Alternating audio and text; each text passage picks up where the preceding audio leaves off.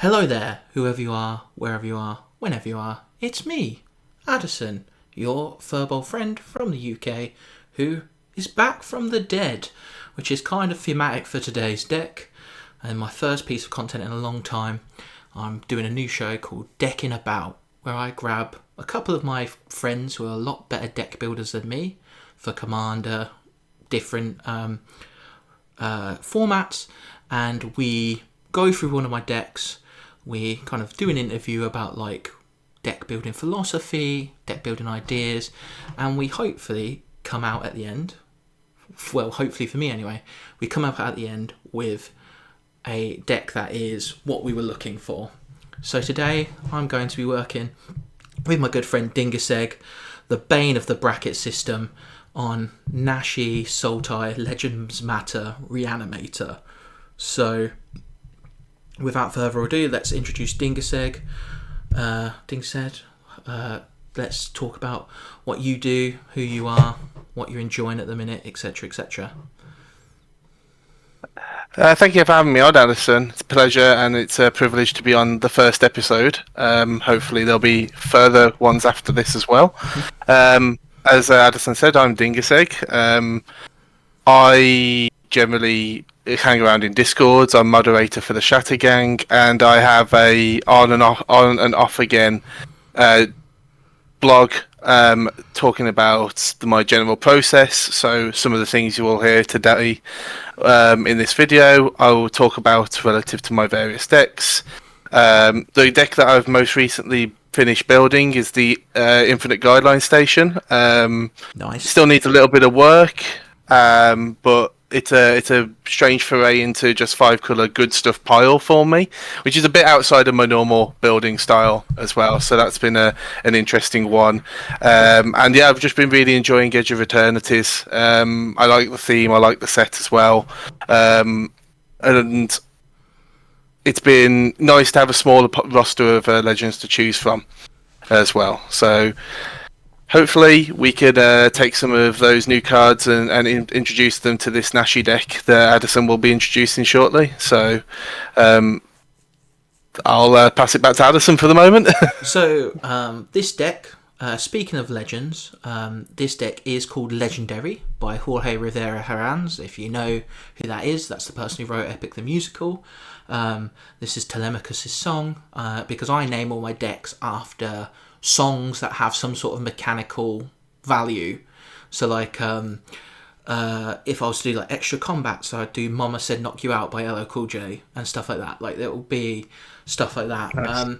So today we're going to be doing Legendary, and because of the commander, which is Nashi, Moon's Legacy, Menace, Ward 1, and whenever Nashi Moon's Legacy is attacking or attacks, exile up to one target legendary or rat card from your graveyard and copy it. You may cast the copy. So we talked about like a really cool philosophy, like design philosophy you have called a Katamari for and we talked about the Katamari of this deck quite a bit. So I was wondering if you could like go over that theory before we introduce the Katamari that we kind of like came up with together for this deck. Yeah. So the Katamari method is named after the game Katamari Damacy. If you've seen it or heard of it, it's that little game where you push a ball around and it collectively gets bigger and bigger as it essentially sticks to various objects. The idea is that a deck is built around a core selection of cards, whether it's just the commander or it's an interesting combo or synergy, and then you build outwards from that with choosing cards to fit various factors of that deck, and eventually you get this bigger and bigger and bigger ball where everything is linked to something, and it's a way of ensuring, what I like to do is ensuring that there's synergy between multiple cards. So instead of just having a card that's really good with A, it's a card that's really good with A, B, C, and D. And ultimately, that should mean that you get better quality of game with that deck every time you play it, because ultimately in the singleton format, you don't want to be digging and digging and digging for the exact 2 cards all the time, because you're not always going to see them. No. So that's the sort of baseline of this Katamari sort of theory. I've used it in a couple of my own decks. It's a relatively new one that I've been working on. It's sort of replacing the methods I use when I'm trying to build into a combo deck, or I'm trying to build more linear but still synergistic commanders. So if I'm trying to build towards bracket 2, for example, I'll use this Katamari method as well. So when it comes to that, then do you start with like a keyword or like a key mechanic and then find cards, or do you get the cards first and then realize what the mechanic is? So by and large, I will typically choose my deck based on the commander. So either a new set comes out and a commander takes my eye, and I'll go, I want to build that commander, and then I'll figure out how I want to do that. Or I'll have a kind of 2-card, maybe 3-card interaction that's really interesting to me. I will then try and find a commander that logically fits with them, and then build around those 3 or 4 cards into the Katamari as well. I don't generally just go, I want to build an enchantment deck, and then go and find a bunch of enchantment cards and then find a commander for it. I'm always focused on specific interactions or specific cards when I initiate my deck building. I see. So I've kind of gone the other way, you see. I've went, right, this is what I want the deck to do, and then I've found cards that do that, whereas you've seemed to like find cards and then build outwards from that, because you find things that, even though it sounds as though, anyway, so correct me if I'm wrong, but even if the mechanic doesn't fit, if it has an interesting mechanical interaction that actually, oh, that's kind of funny, or that's kind of cool, then you'd still put it in there, because even though it's not doing exactly what my commander wants, it has a cool interaction with my commander. It does what exactly. So a good example of that is, while I'm notoriously well known for not liking green cards, one of my kind of white whale cards that I've tried to build around in Commander for a very long time is Verdant Succession. Okay. For anybody who hasn't seen the card Verdant Succession, and I would assume that Addison would put a copy up on the screen as well. But it's effectively a card that says you need to have multiple copies of a card in your deck for it to do the thing you need, what it's meant to do. So when a green creature dies, that enchantment allows you to go and search your library for a creature with the same name and put it into play. Yeah. Obviously, in a singleton format, outside of a couple of cards like Relentless Rat or Shadowborn Apostles and things like that, you don't get the opportunity to play multiple cards of the same name. But there's 3 green creatures that have abilities that put themselves back into the library when they die.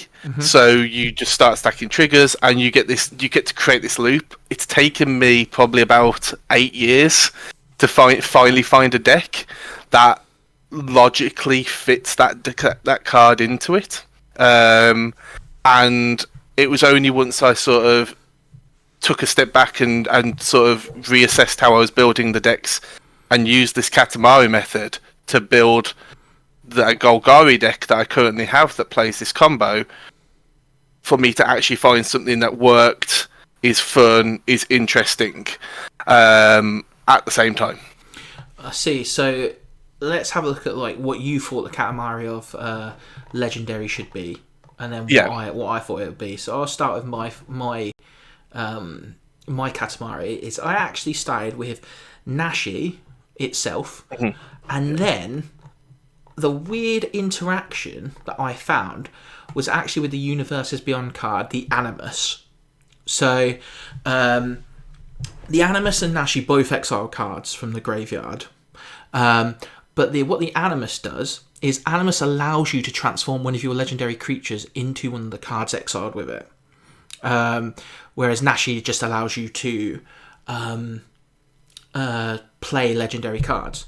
So the Katamari I kind of had, especially after talking to you, was that Nashi is for like the artifacts and stuff, like the legendary artifacts I have. Like if they go into my graveyard because I'm milling, etc., I will use Nashi to get those back. The enchantments, the backgrounds. The Animus, though, is to turn Nashi into different things. So, for example, Muldrotha's in the deck. So, say Muldrotha's in my graveyard, I exile it with the Animus, and then I keep turning Nashi into Muldrotha in order to get those abilities to cast those things, those permanents from my graveyard. Like, in case I play a land, if I've accidentally milled it out. I wanted to, like, be able to do things like that. And then I kind of wanted to protect those legendary permanents. So then I was like, you know what? K9 from Doctor Who has negative, which makes it so as long as it's untapped, legendary creatures have Ward 1. So Nashi already has Ward 1. So technically those are two stackable triggers, and then when those activate I can like stack them up and then go, right, okay, I'm going to do this. I can interact to help protect things rather than like but then there's other things as well. So lots of milling, getting cards from obviously if we're going to be putting stuff in the graveyard, you've got to have Conrad in there. If you don't have Conrad in there, I don't know what to tell you. And then I think the one other card that I was like two other cards I was really like focusing as the core were Sarif, the Viper's Fang, because again, other tap creatures you can drive Death Touch, so I can move things out of the way, give a bit of evasion to all my legendary creatures. But the untapped ability is probably the most important. Other untapped creatures you control have hexproof. So getting Nashi back on the field, if he gets destroyed, giving him that hexproof, protecting him. And then I think the other card that I thought might be interesting, and I'm interested in your philosophy, is the Sixth Doctor. Because the Sixth Doctor allows me to copy something and make it no longer legendary once a turn. So this includes the copies that Nashi has. So if I play the card if I exile it from a graveyard with Nashi and then play it, I can copy it because it's once, as long as it's the first time I've done it this turn. So the copy isn't legendary and it only triggers once a turn. So I thought those were a cool, like, little core, and then I started building out from that. What was your thoughts? So obviously part of this setting up this video was you presented the deck to me. So there was an amount of a pre-built deck that, you know, some preconceived ideas in terms of how you wanted to kind of direct Nashi yourself. And when I'm just as an aside, when I'm supporting people in their deck building, I don't impose my own sort of opinions on cards heavily. I think I'd rather build a Katamari in theory around what you want to do. So when you said I want to build around the Animus, I adjusted some of my suggestions to you to make the most of the Animus at the same time. But if I'm stepping backwards a little bit, if I'm presented with a card like Nashi, the first thing I'm doing is I'm sort of breaking down the card into really easy to follow, like, subcomponents. So obviously you got your colour identity. That's by and by of Commander, and then Menace and Ward. They are, I think, Menace is not that good of a attacking ability in Commander. Just generally, a lot of people have loads of little chumpy blockers, or they'll have multiple creatures. Menace isn't.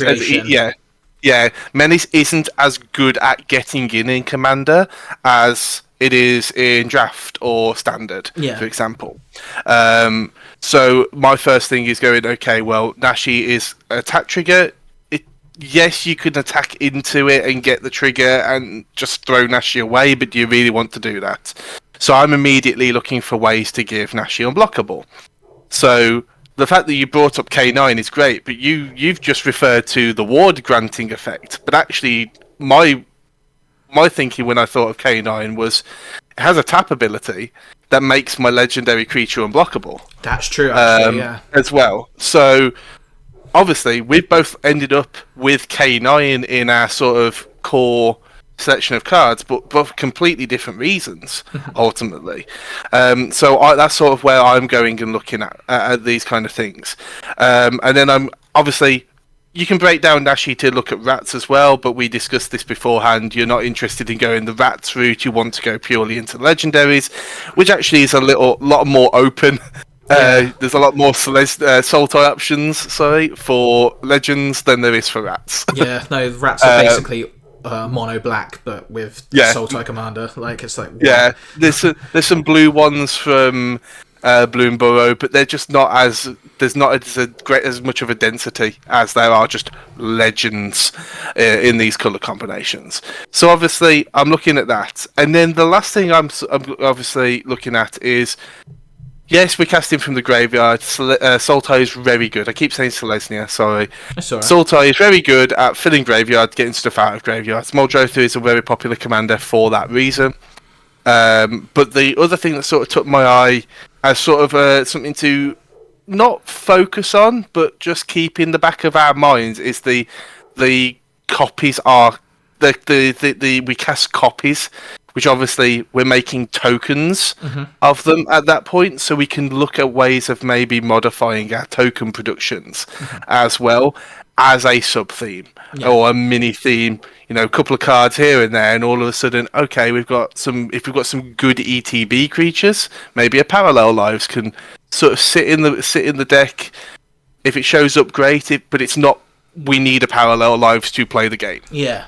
So that's sort of how I initially broke down Nashi, and it's how I approach most of my commander-centric building. Is just trying to break it down into its basic components.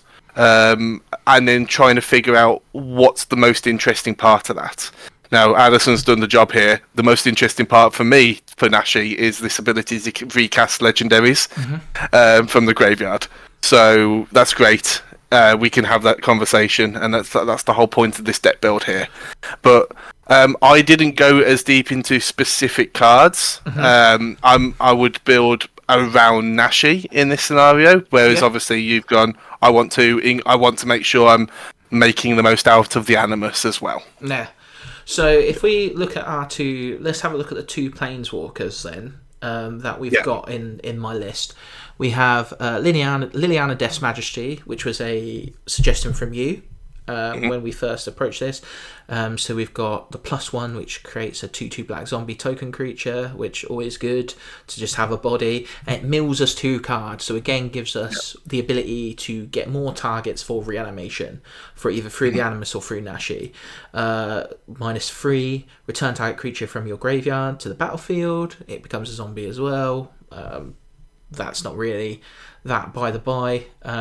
It's only really relevant if we manage to ulti Liliana, which, let's be honest, we're probably not going to, because not many people are going to let her stick around, because she's a popular token generator for this reason. Destroy non-zombie creatures.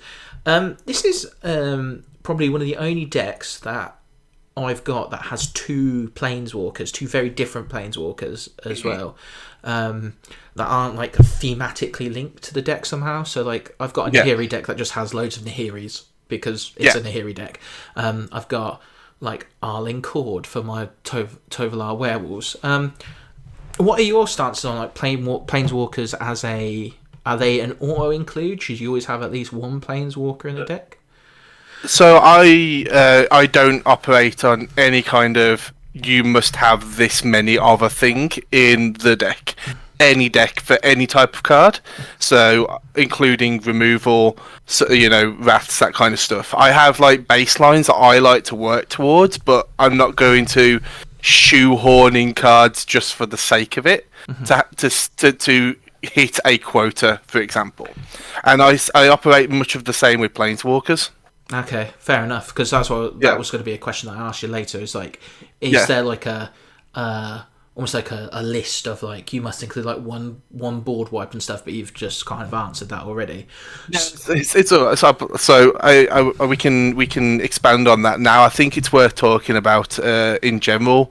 I personally operate on like I like to have something like 5 board wipes. So something that deals with multiple permanents is what I generally classify as a board wipe. I don't mean like it has to get rid of everything. I'm not like talking about Ruinous Ultimatum or even Cyclonic Rift level, everything's gone. But I want cards that consistently perform X-ful ones in my deck. You're playing against 3 other people. You're behind on cards as it is. So the more cards that you can play, that you spend 1 card to deal with 5, 10, 20, whatever it is of your other 3 players in the game's cards, then that's a form of card advantage. So while I like to make sure I get that kind of volume, I'm not sort of going, oh, I've got 4. I'm going to force a 5th Wrath in. I wouldn't do the same for Planeswalkers. I wouldn't do the same for creatures. I think people need to be more open to adjusting those thresholds, those quotas, those ratios based on what their deck is doing, what their commander is as well. I think if you get stuck too heavily in, I need to have 36 lands, I need to have 10 removal spells, I need to have 10 draw spells, you stop having your deck and you just have cookie cutter whatever you're building as well. So that's awesome. Like I quite like that idea. Like because I do sometimes like get like tunnel vision in the fact that I'm like there's not enough removal, and that actually played a massive part in one of my decks recently where you've played against it. It's my Minsk and Bulite Go deck. That had no board wipes in it at one point, and then I was like, I need one, like, because I was just like, so I put one in, but then I kept thinking like, is this the right one? And I was like, no, I need Wrath of God, like, and then just like started like tunneling in on that, whereas actually Wrath of God hardly ever comes up, but that deck still performs. So like I need to like loosen. So the other Planeswalker we have here, and the reason I've got this one is because I like the fact that it doesn't let people do the stuff that I want to do for me, if that makes sense. So Tamio, Collector of Tales, spells and abilities your opponent controls can't cause you to discard cards or sacrifice permanents. Like, I don't want you making me discard stuff at random. I don't want you getting rid of my hand. That's my job. Leave me alone. And so I quite like that idea. And obviously the +1 is choose an online card name, then reveal the top 4 cards of your library. I do have a means to like mess with this a little bit with the Isu Crystal Skull that I'll show you later. But yeah, the main thing here is that static ability, return card from your graveyard to your hand, also a decent little like recursion tool. So these are my 2 Planeswalkers. For creatures I've got 29. So just to go back on these Planeswalkers, because I do realise I sort of went in a completely different direction when you started to talk about Liliana. Just on the inclusion of both these Planeswalkers, obviously you already had the Tamio in the original list when you presented it to me initially, and obviously, and then as you said, I suggested the Liliana. In both cases, again, you've pointed out a part of the cards that I'm less focused on. Oh, really? Okay. So I'm not looking at Tamio to go, I'm controlling how you can't control how I sacrifice and discard stuff, because in my mind I'm going, I don't really mind if stuff gets sacrificed or discarded, because that is the point of the deck. If people want to spend mana to make you discard cards, they're spending mana to do your job for you. So I'm not even looking at the static on Tamio. I'm looking at the fact that +1 mills you 4, and the -3 is a regrowth. Because sometimes in these mill decks, you do need to be able to just pick something back up. And then on the other side of it, Liliana, I'm mainly looking at the fact that the -3 is a reanimate. Yeah. Right. So I'm going, okay, 5 mana, sorcery speed, reanimate something. At bracket 2, I'm pretty happy to do that. And then if my 5 mana reanimate does a little bit extra because it survives the turn, maybe because I put a good blocker in the way, I can then start putting some tokens into play. And again, this is where this is a mini tokens synergy. We're talking about creating copy tokens with Nashi. This is creating some zombie tokens. So all of a sudden, we've got 2 cards before we've even looked at the creatures that sort of interact with tokens. So we consider how deep are we going into that theme as well. I like that. So I like both of these planeswalkers because they both do. The +1s both do what we want them to do, which is mill stuff. And the -3s you can do straight away, and you're happy to do that. Yeah. You know, four mana to regrow something is a little bit expensive, but it's also a legendary card. Yeah. So if it does get knocked out, it's coming back with Nashi later, hopefully. Nashi can buy them back, whereas Nashi can't buy back regrowth. Yeah. For example. Yeah, 100%. And this is one of the reasons I want to do Decking About, is because I want, like, I have ideas, but I really like you've opened my eyes to, like, oh yeah, that is true actually, because I forgot that Tamio's -1, even though I have in some cases the ability to mess about with it and see what the top of my cards is, the top card of my deck is. Actually, I do need those cards to go in the bin, so like that's good. Yeah. So in terms of creatures, we've got 29. So what we're basically going to do is I'm just going to rattle off the creature and why I put it in there. Obviously, most of them are legendary. I think all of them are legendary apart from one, which is, and I'll tell you why that is. And then just yell stop when there's a creature that you go where you're like, this one's one I want to focus on, just stop me. Yeah. So we've got I was going to say I want to focus on the first one. Yeah. So Atris, Oracle of Half-Truths, Menace, legendary Dimir creature for blue-black 2. When Atris, Oracle of Half-Truths enters the battlefield, target opponent looks at the top 3 cards of your library and separates them. So it's basically fact or fiction, but you don't know. And then you put one pile into your hands and the other into your graveyard, which obviously comes with risks. But for us, because of the fact that we're looking to reanimate things, there's no downside to that for us, actually. What's your take on? So I want to focus on this as from the point of view of it reads like you're presenting your opponents a choice, but because of how the deck is built, there is no choice here. Yeah. I do something very similar. I have a Muldrotha deck. It's a Garuda Companion deck, and I play a Curator of Destinies, which is a Sphinx that does this sort of thing. It's a 5-card fact or fiction. And whenever I ask somebody to go, can you choose between the face down pile and the face up pile, they go, there's no choice, is there? Because the way the deck is structured, the 3 cards that are in my graveyard are now valuable targets for me to continue playing my normal game plan. 100%. So Atris is a legendary card, so it's great for Nashi, and then it's fueling your game plan, giving you card advantage, and sort of putting your opponents like mentally on the back foot, because they're going, I've got to make a choice here, but there isn't a good choice. Yeah. And then they start they start focusing on that. There's a little bit of that playing games with people. Yeah, a little bit the sub game. Yeah, I love that. I do love the psychological warfare of a good example of this is when I first built my Lesher deck. It's kind of fallen behind a bit in power.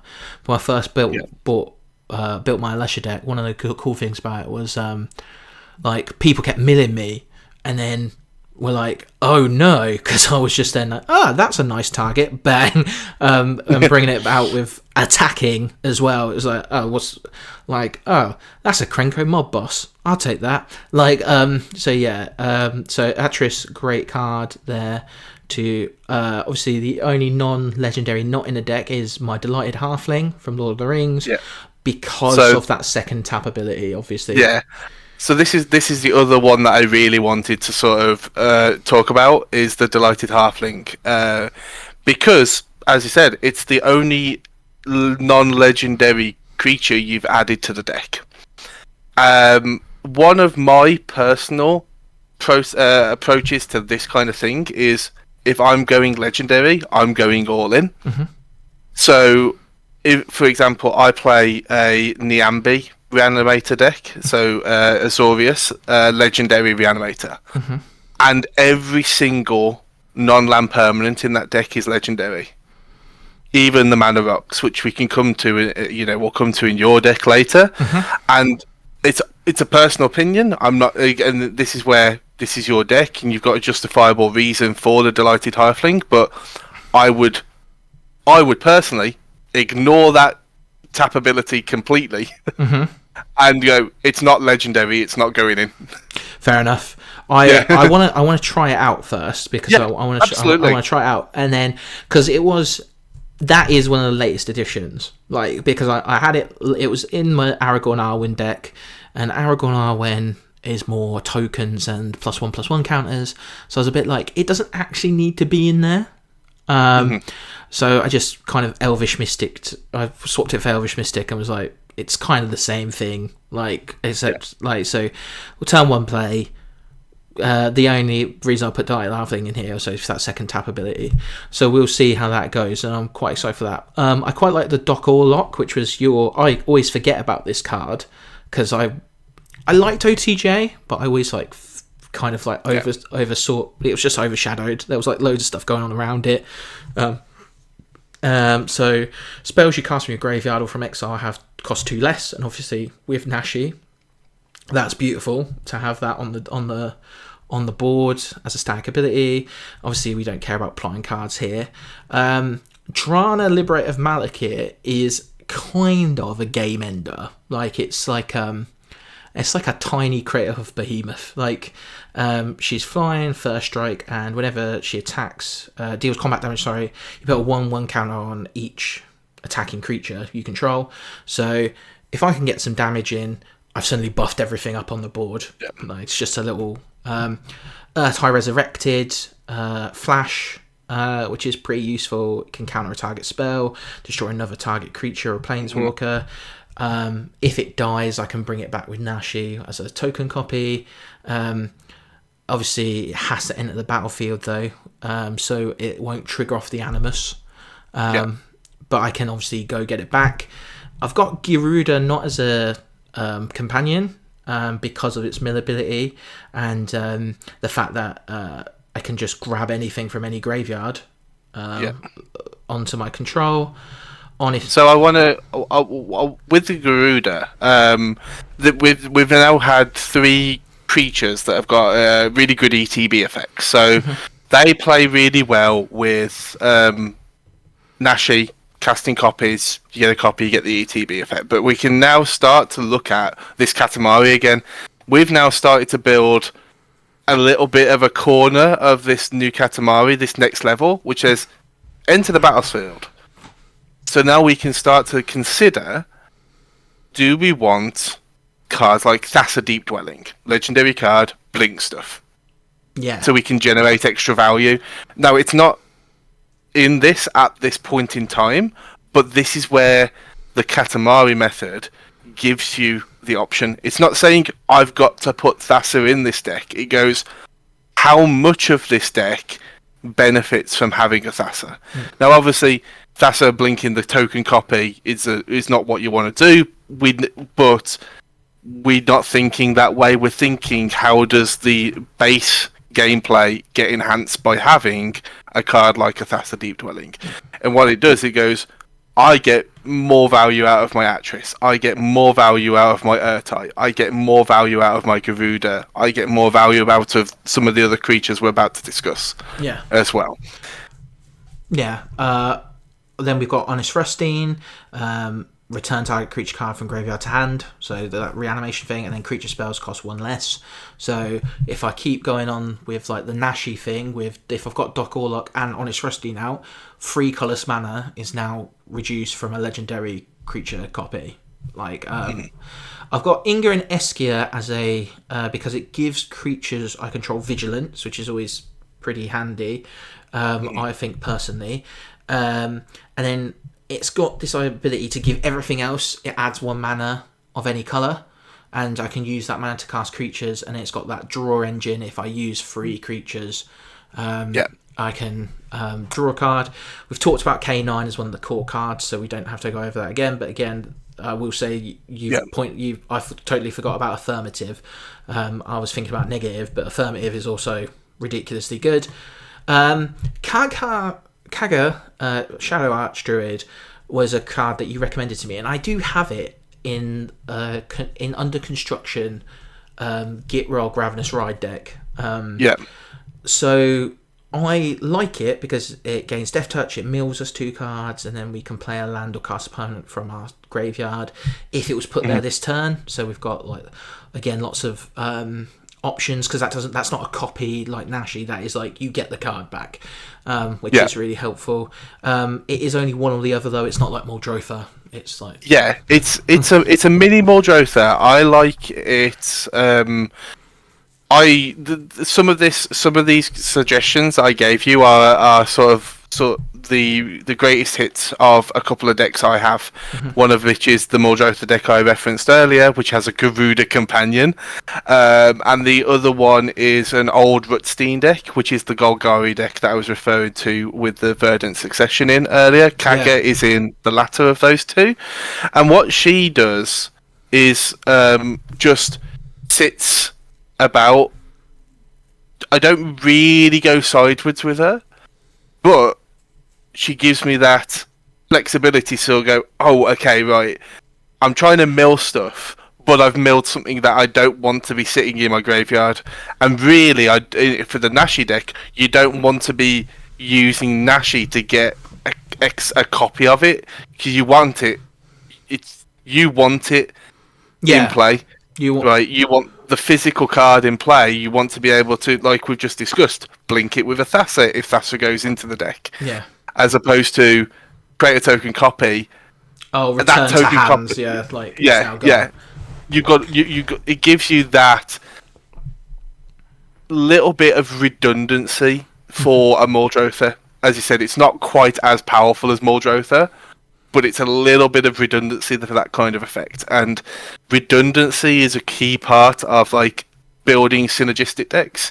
The more, ultimately in a singleton format, the more cards you have that do similar kind of things, the more often you're going to be able to do that thing. Yeah. Perfect. And a lot of people can like talk about redundancy when they're talking about their removal or their card draw or their, but why? We've got so many choices nowadays. Why not add a little bit of redundancy to key effects as well? So then that takes on to Kiora Rising Tide, which is one of your big recommendations, actually. Draws 2 cards and discard 2 cards. So again, that idea of like filling up the graveyard. And then we've got this idea of like, if there are 7 more cards in your graveyard, threshold effects, I get a 8/8 legendary token. That's going to happen quickly. It's a free drop. It's not like way out of the possible realm of possibility to get that down turn 2. Colvori. Oh, sorry. So yeah, the Kiora is a really interesting one. I think is really interesting to talk about, because your 2 core cards are Nashi and the Animus, both of which take cards out of your graveyard, which actually potentially take you further away from threshold. And this is where Kiora is the kind of card that is so good, just so generically good for what you're trying to do, that it's worth that little bit of tension.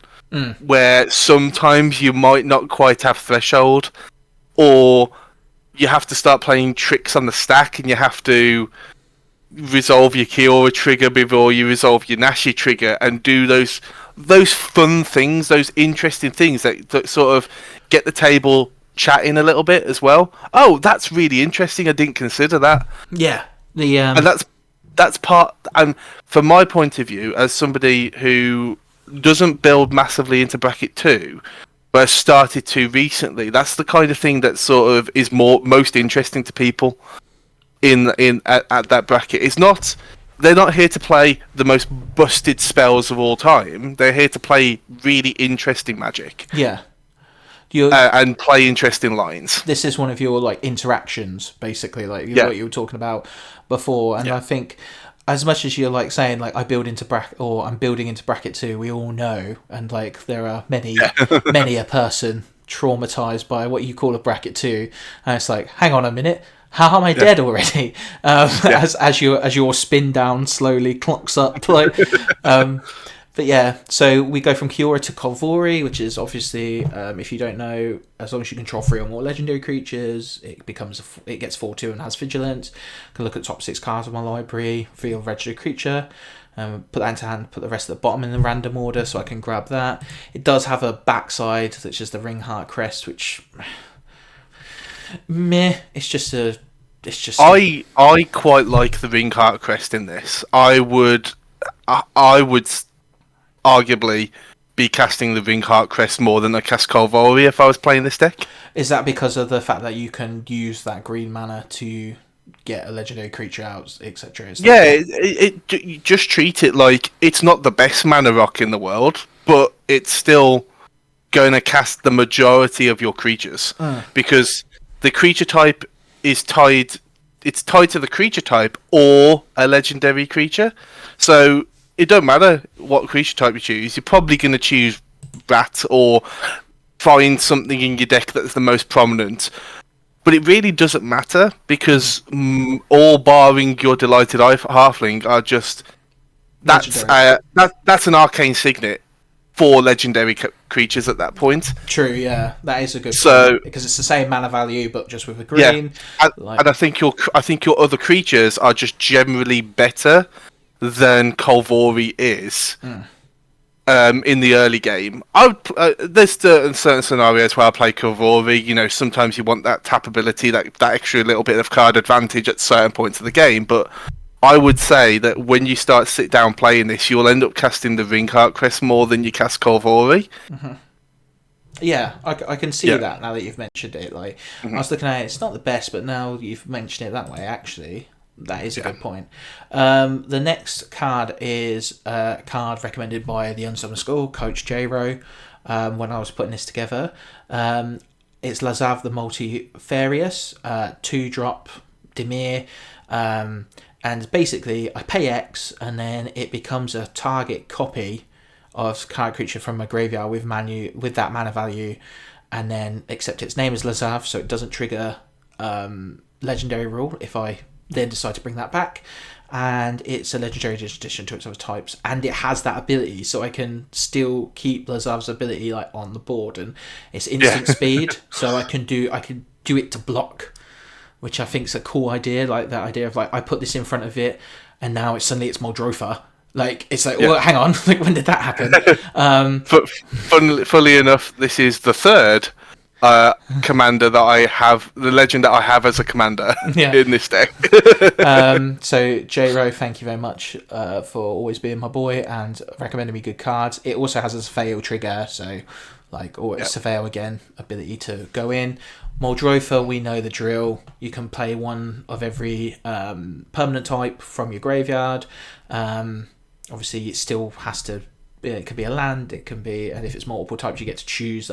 Say it's an enchantment creature. I'm going to choose this as an enchantment. Like one of the most popular commanders of all time for a reason. Yeah, it's very powerful. Very powerful. Some might say this is like the lieutenant commander. Of this deck, actually, or like the secret commander of this deck. But I actually think that's Teval, and explain that when we get there. We'll come. Yeah. Obviously, I've got both other Nashis because one rat ninjutsu's funny, and again that like impulse draw of each player's deck, and I get to play them. And then both these Nashis are completely reasonable within the Nashi, the Sultai Nashi deck. Yeah. There's always just the consideration just to have a couple of includes that are just really flavourful. Yeah, and ultimately. And I like the flavour. Admittedly, I prefer Searcher in the Dark because one, the art from although I didn't care about Bloom Burrow because I hate horror movies, the art from Bloom Burrow, some of the cards was like phenomenal. Dustmorn, sorry. Yeah. Dustmorn, yeah, so not... Dustmorn. Searcher in the Dark, again, allows me to mill, and I can put any number of legendary and or enchantment cards from among them into my hand, so I can, like, fill my hand. Obviously, I'm not playing enchantments. If you have no cards in your hand that went this way, put a 1/1 counter on Nashi. So I can, like, just drop everything and go, actually, this Nashi is going to be bigger, because, you know, I get to do that. It's not like that will hinder me in any way because I can reanimate stuff. Old Rustine, so like the original Rustine without his cowboy hat. You mill a card. If its land is milled this way, create a touch token. If it's a creature, create a 1/1 insect token. If it's a non-creature land, you make a blood token. Like again, more milling. Old Stick Fingers is a good one.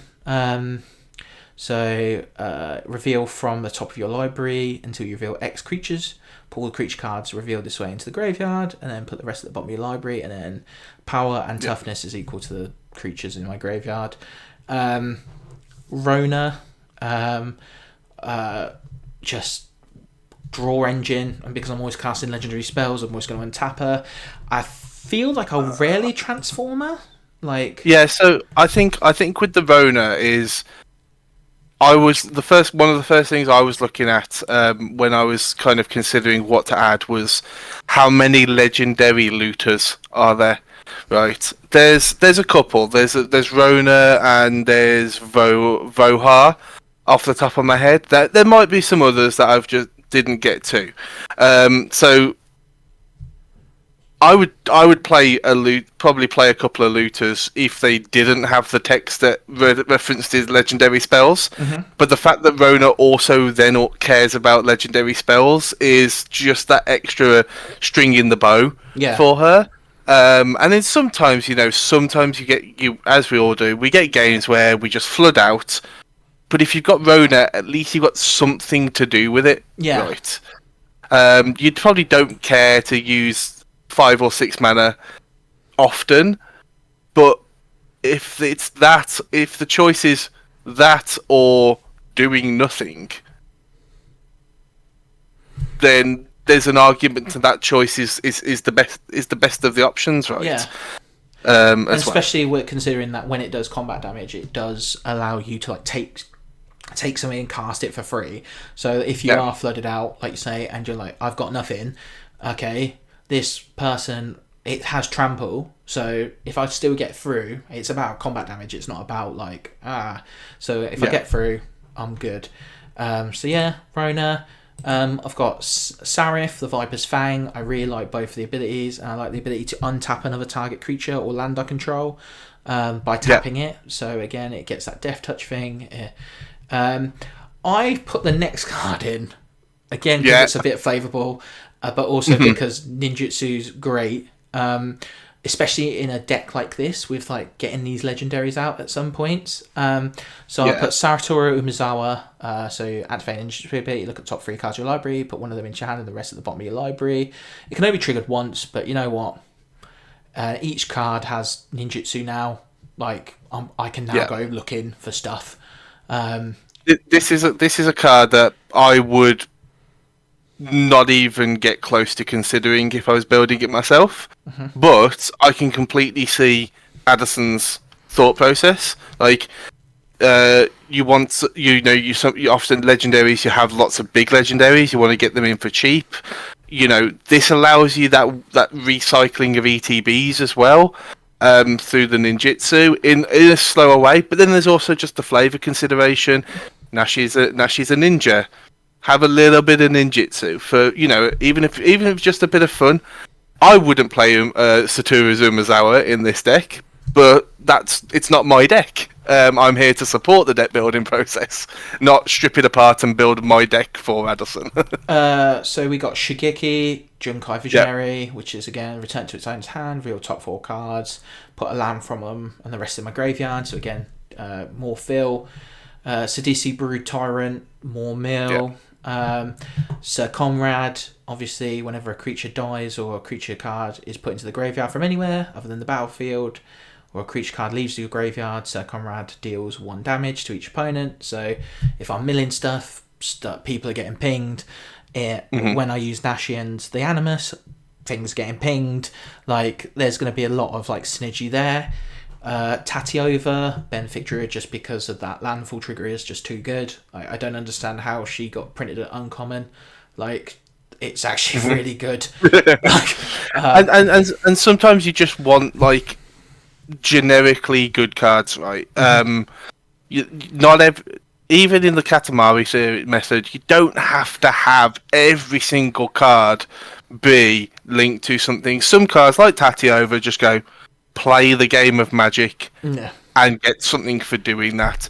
And a few of those cards smattering into the deck are completely fine, and they don't take away from the uniqueness or the style or the theme of your deck at all.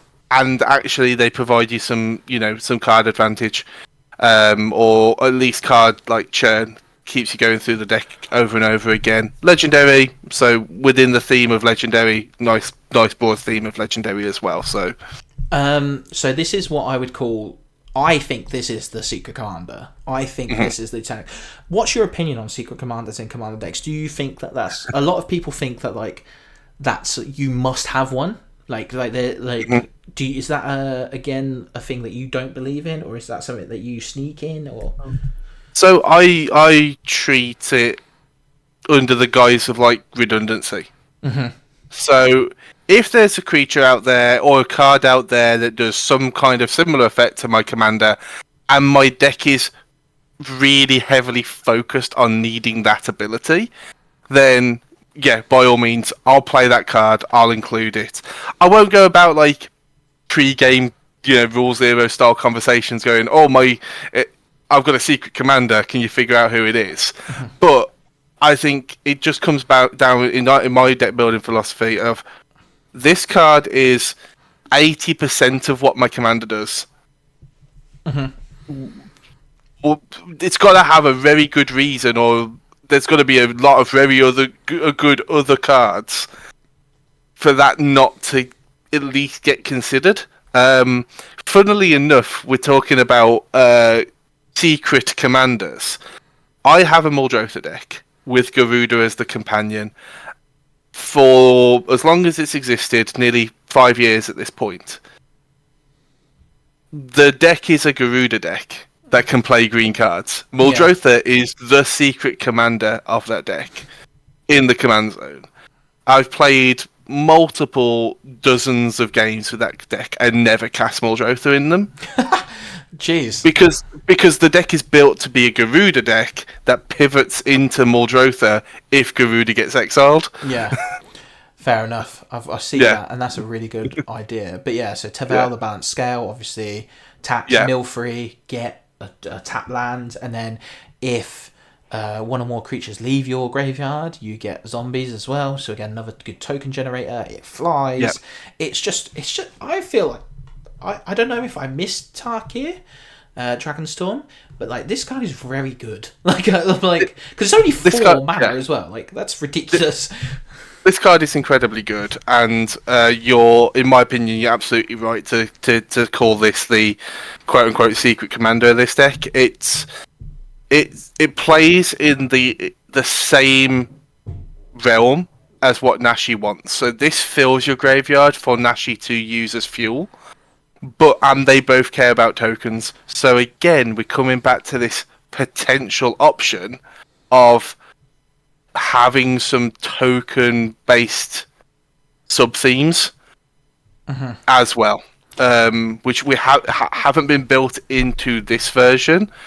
But there's options out there. You know, we can look at Adrix and Nev. We can look at Essex as ways of making double tokens or converting that one token into something more powerful. Yeah, I see that as well. Yeah. And it's not something that you've got into here, but it's something that you need to keep in the back of your mind as you're playing this deck and going, okay, well, how would this game go if I had access to Adrix and Nev? How would this game go if I had access to Essex? Yeah. Kind of thing. Is this now prominent enough a theme that these cards are now need to sort of find their way into this deck for me to have that interesting angle? Yeah. As well. I see that. I'm going to definitely keep that in mind. And one of the questions later is like, gun to your head, you have to make a change. What's the one change you'll make? So yeah. You can add that. So I've got the Sixth Doctor, because I like this idea of copying a historic spell, and like I like that idea, especially with Nashi and stuff going on, like getting like maybe multiple token copies because it's no longer legendary. So I can do that, because again it says whenever you cast a historic spell, so even with Nashi technically that still works because you're casting the spell as a legendary and it comes in as a token. So I could get like 2 Tavels out, like, which would be mad. I could get 2 more Drophers out, etc, etc. It's one of those like little weapons in the deck. Like, I know it's not that important, I could take it out, but it's like a little weapon where people go, oh, where'd that come from? Toski, just that indestructible is quite useful. The draw engine, and then Simone and Dina.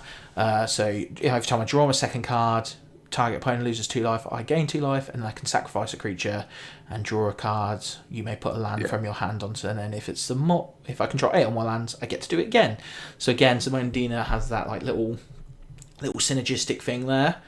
I think Simone and Dina is one of those cards where, again, I'm looking at how many tokens can you make, because I appreciate you know, part of this deck you want to be able to sacrifice some legends every now and again, and you're happier to do so. You know, you're happier to sacrifice a big legend because you can get them back, but also sometimes you just rather sack off a zombie token and get this Simone and Dina activation out of that, and not have to spend your Garuda to get it, or your and then sometimes these tap abilities feel really bad when you don't get to use them. Yeah. As well, if you go around a full turn cycle and you haven't used them, it just feels like you've wasted the card. So this again, how can we tie token production? How can we build a bit more token production into this deck to make use of cards like Simone and Dina as well? Yeah, 100%. I like that idea of like, now that you're talking about it more, I'm like, I think so there is only 99 cards in the deck at the minute. I thought there was 100, but I'm missing one. I think one of your suggestions, or one of the suggestions on the list that you put in, is Tormund. Is it Tormod? Tormod. Yeah, Tormod. And I think Tormod may be the final like bit in this version, if I don't hear any like major like. So I looked at the fact that I put Taval in my like short list of cards as well, because I think it's pretty much the perfect card for what you're trying to do. And then I went, well, we've had Tormod for years, and Tormod's just this, it's a 60% version of Taval. Yeah. So put Tormod in as well. Yeah, and then we've got like 2, especially with Event leaving and etc. etc. So, so overall, any comments on the creature loadout and the creature package that we've got here? So there are a few, like, as I've alluded to as we've gone through, there's a couple of cards that on a personal level I don't think I would include. Satoru, Umezawa. While he is one of my commanders, Old Rutstein, I would look at other options in terms of milling, that mill ability, because while I like Old Rutstein for the deck I built him for, I've built him around how long-term value that guy is. Mm-hmm. He's not he's not going to come down on turn 7 and feel as good as something else, right? He's an early bullet, otherwise he doesn't get the value. When I play him as the commander, and I always have access to him on turn 3, he feels great because it enables a turn 5 play. If I mill a land, it gives me a creature to sacrifice to my other synergies, that kind of stuff. Mm-hmm.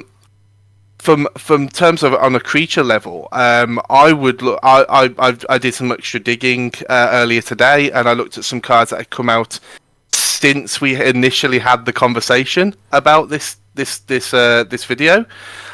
So there was some Final Fantasy cards, and then there's obviously been Edge of Eternities that have come out since we initially had this discussion. Mm-hmm. 3 Final Fantasy cards stood out to me. Mm-hmm. The first one is Fang Fearlessly. Yeah. Again, because that card plays into the card's leaving effect, and it gives you that extra level of card advantage. And if you're going to include Fang, it makes sense to start including Vanille. Yeah. As well. And then Vanille is mill 2 cards, return a permanent to your hand. Again, legendary card that provides a bit of mill. Like Tameo, provides a little bit of mill, provides a little bit of regrowth. And then, if you have them both together, you get to live the dream of melding stuff, which is always fun. Yeah. Everyone loves it. Meld. Yes. And then the other one that stood out to me is the Warring Triad. I did see that on your list, and I wanted to hear your thing behind that, because I looked at it and I was kind of like, I get it, but I don't get it at the same time. So I was wondering. So in my mind, the Warring Triad takes the slot that Old Rutstein's in. Okay. So it's a mill, and it mills 1 card a turn. The difference is the Warring Triad mills when you want to, and produces you mana for doing so. Yeah, one of the few things that is quite difficult to do for legendary based decks is getting a good density of legendary mana sources. And this is one. It also is a little bit of mill that you can control, and it comes back to what you're about to discuss with the Spyglass as well. That extra level of control about what you do. But in the late game, where Old Rutstein falls off dramatically, this is a 5/5 flying trample haste. Yeah, and it's only that after a certain amount of cards in the graveyard. Am I correct? Yeah. Yes, it's 8 cards in the graveyard, so it plays that weird tension thing that we discussed earlier about Kiora, where you might not have threshold, but late enough in the game, just because you're gonna mill more cards than Nashi's gonna regrow, you are going to end up with 12, 14, 16 cards at that point, and the Warring Triad just goes, I'm just a decent sized flyer as opposed to a little 1/4 on the ground. So in terms of on the creature side, those would be the 3 that I would really look for space where you can. Don't put. It's not part of the whole deck building process, and again, part of the Katamari process is you've come up with reasons for all of the cards you've selected in your deck at the moment.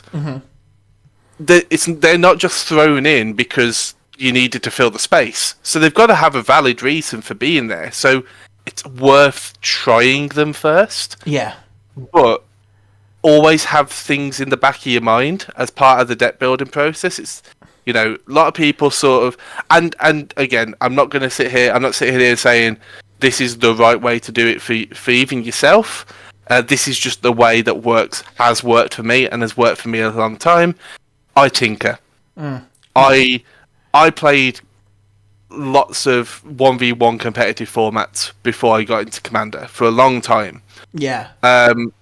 You can't sit still in those formats. You have to keep iterating on the deck, especially when you're a control player like me, who has to respond to the changes in the meta. So I've always been tinkering. I've always tried to find the next little bit out of the deck. So whenever I play a deck, I'll have an idea of like 3 or 4 cards that I want to consider putting into the list. And as I play, I go, is this card doing something for me? If it's not, it goes to the side as potentially on the chopping block. Yeah, I think. Yeah. I completely understand because I used to play Modern. Like, Yeah. When I first played Magic, I played Modern like actually seriously, and like you're right, you have to tinker like because of the fact that just like more cards always entering the arena. Like one of the reasons I fell out of love with Magic was because I couldn't keep up with Cycle. Like I couldn't keep up with the. So instead, when I came back, I was like, oh, Commander allows me to use everything I've got. Like, so I will. and ultimately, at the moment, Commander feels like it has rotations in of itself. As well. Yeah, especially with like the redundancy, like you say, and stuff like that. So, so I would say like your thought, like that thing in the back of your mind is where the Sixth Doctor comes from. So say I play it out and the Sixth Doctor isn't really that helpful. I'll probably take him and Tataru out for Fang and Fenil, and I've got that 99th for either Tormod or War and then Old Rutstein, like you said. But like I said, I need a 100th card, so I'll wait to see. I would definitely make Tormod the 100th card. I think Tormod is a card that you're going to be happy with majority of the time you cast Tormod.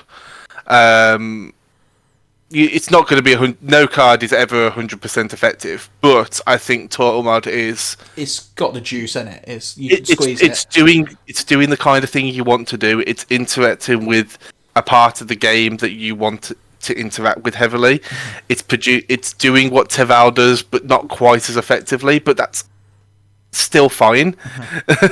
As well. So if you need a 100th card, I'd put Tormod in, and then I'd consider those 3 cards from Final Fantasy. Yeah, because I looked at your list as well, and you had Ultimisia on there, and I thought about it, and I looked at it, and I was like, I see what you're going for. The extra turn is a kind of cool payoff, but it's a lot of like it takes a while, so to pay off. So I don't know whether I would consider that one.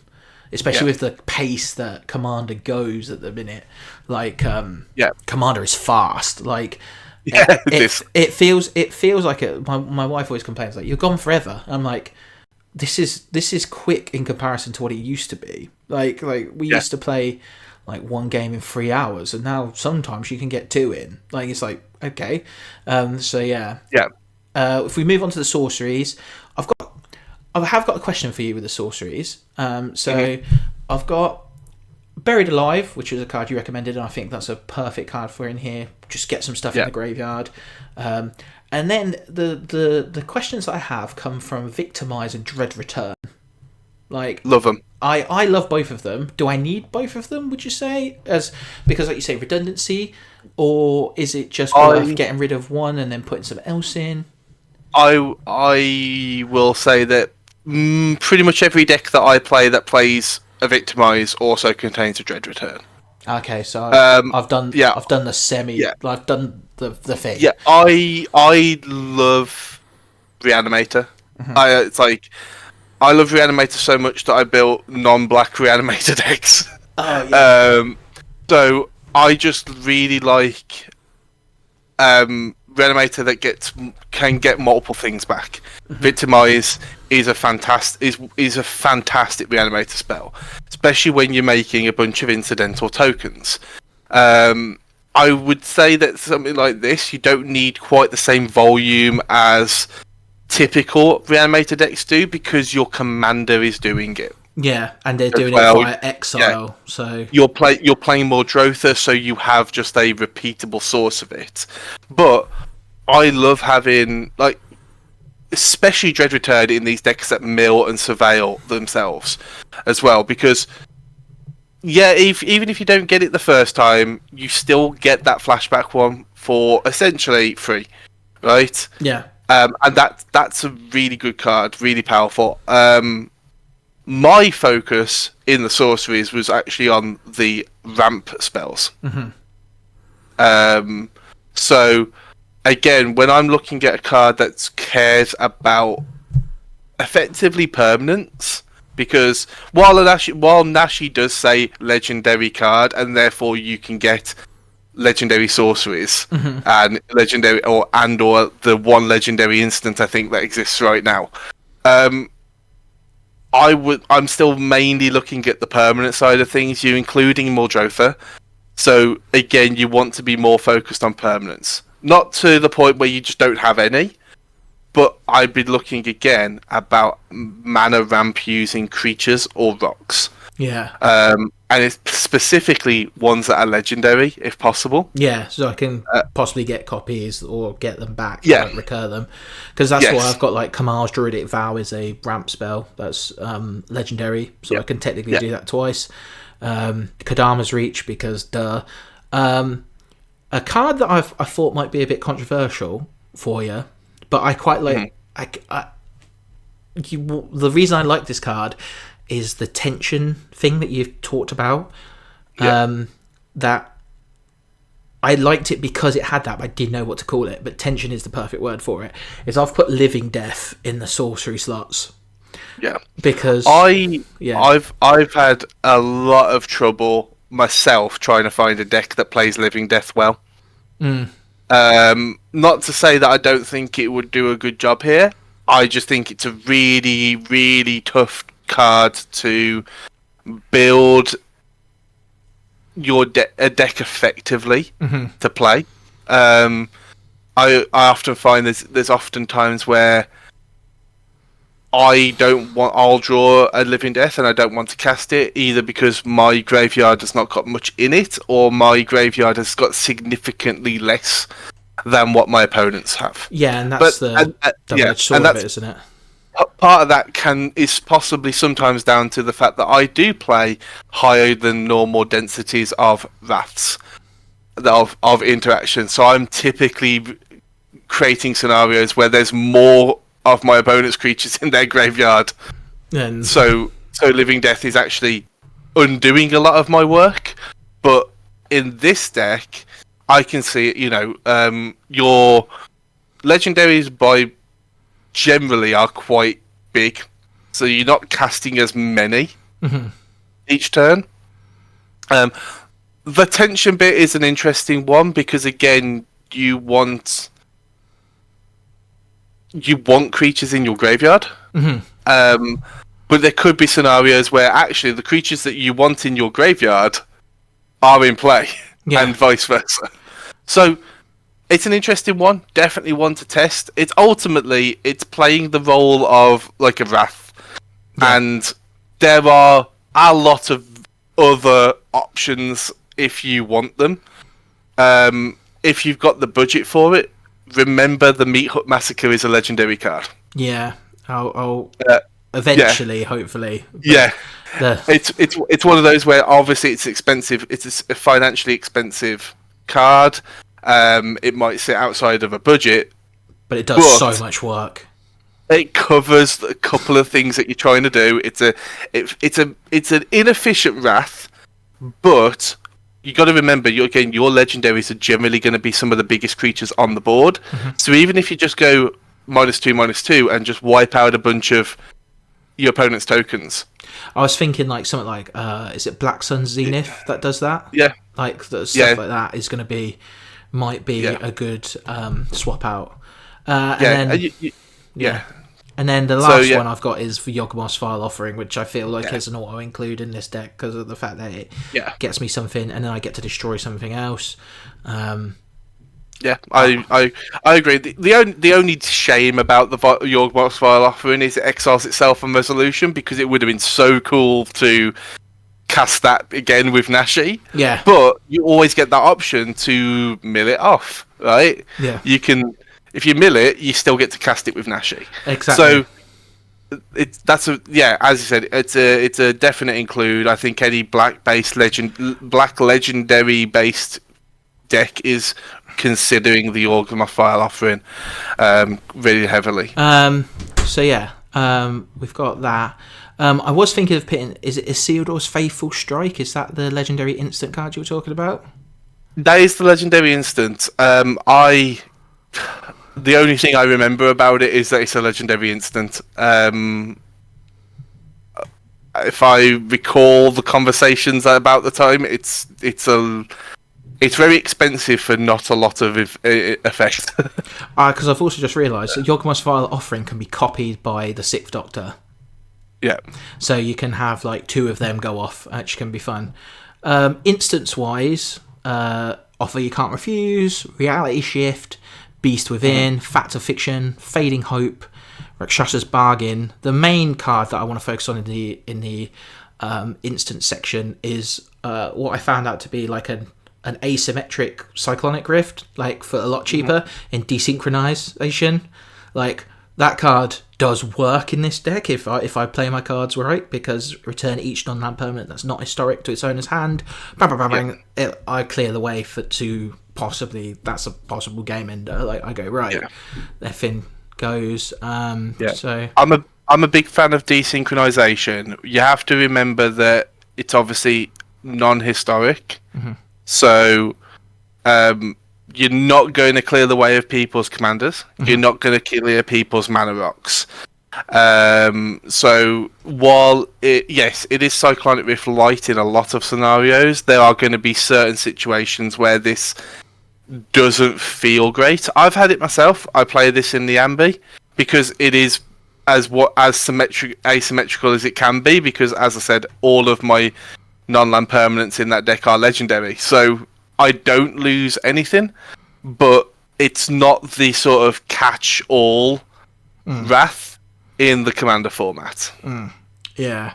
It's not, but even so, like your tokens are gone, which is I think this is like what's the white one? Declaration in Stone. The get rid of tokens one. Like I just need to get rid of tokens, so I name with Declaration in Stone, I name your tokens, I name your elves, and they all disappear, like even though they're just tokens. Very good for Voltron, but I think desynchronization is that for this.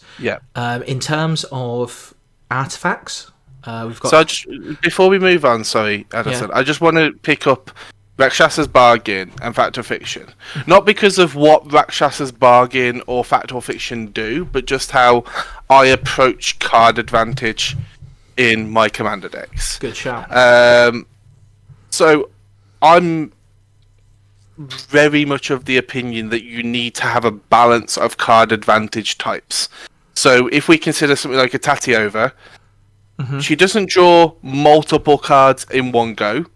She draws a single card hopefully over and over again.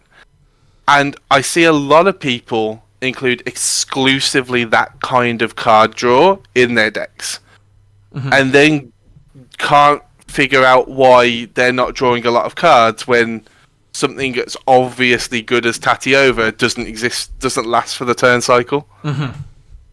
And then I get one of the other sides of it is card advantage. It's the one area that I will compromise on my theme. If my theme doesn't give me enough of it. There's a lot of people talk massively about the importance of card advantage and then don't follow through with making card advantage important in their deck.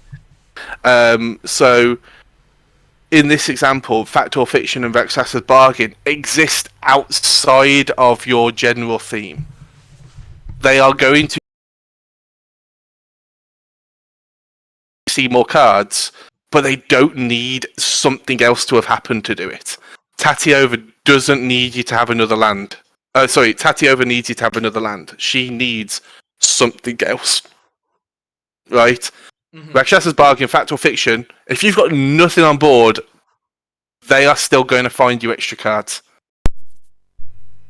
And that's the important thing. Like I see it especially with decks that play things like Toski. They go all in on their card draw being based on combat damage, or things like Elemental Bond. All of their creatures draw them an extra card. But what if you've got no creatures? What if you cast your creature and somebody destroys your enchantment? how are you getting your card advantage? So I will always advocate for the inclusion of about 40% of your card advantage spells being just generally usable.